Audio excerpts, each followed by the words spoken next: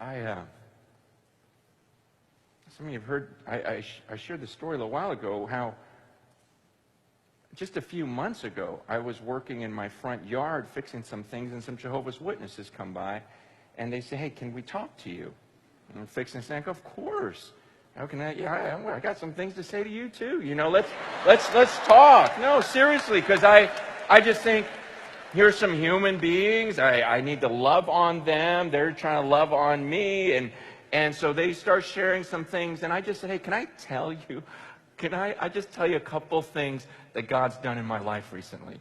Just a couple things. I mean, this will blow your mind. Let me just tell you about some answers to prayer that just happened like last week. And this lady goes, you know, God doesn't listen to everyone's prayers. And I said, you know what? Actually, biblically, you're right on. I go, James 1 says that if we doubt, he's not going to listen to us. James 4 says if we ask with the wrong motives, he's not going to listen to us. 1 Peter 3 says if I don't honor my wife, man, my prayers are going to be hindered. He says in Isaiah 58, if I don't care for the poor, it doesn't mean if I fast and pray. He's not listening. Yeah, I go in Amos, he says, I don't even want to hear the noise of your songs. You know, I'm not going to listen to that. He says, if my people would humble themselves, you know, and turn from their wicked ways. I mean, there's conditions. Says, you're absolutely right. He does not listen to every prayer, but he listens to mine. And I said, and I tell this one story of this thing that happened, and she's like, wow. I go, explain that. Why does he listen to me? You know? And she goes, let's get out of here.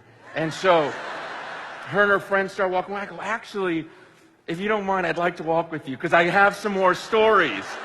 And because I didn't want them to just walk away. I want them to know, I just want people to know this Jesus, because there's nothing like answered prayer. There's nothing like, no way, I just spoke to God and he listened to me. I mean, that's my favorite thing on earth. When I ask for something, I go, shut up. God just listened to me and look what he did. You can't explain this away. And so I'm telling them these stories as I'm walking with them. Man, I went like a block and a half just telling them. And one of them looks at me, she goes, what are you? Because you're one of them Pentecostals. And I go, don't worry about it. I go, here's all you need to know about me. I'm a human being just like you. And I get alone with that book.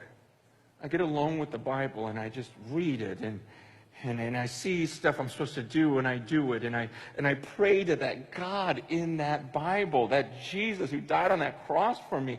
And I just read that and I pray to him and he listens to me and he's changed me and everything he's done in my life, it just blows my mind. And she goes, that's your problem.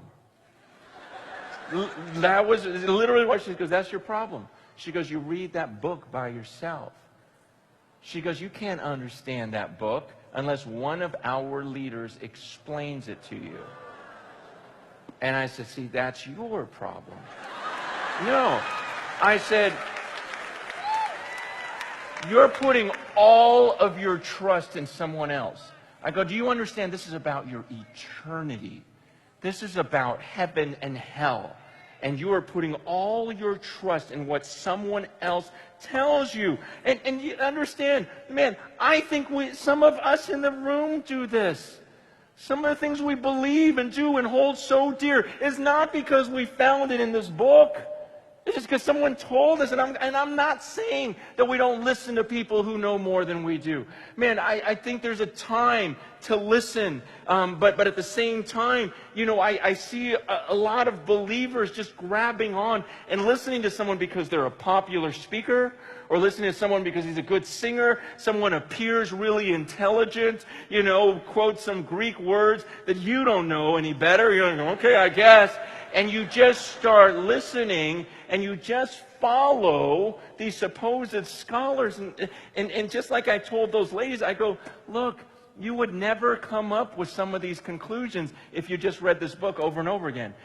I mean, right now, you guys believe that Michael and Jesus are the same person. You really would have got that from the Bible?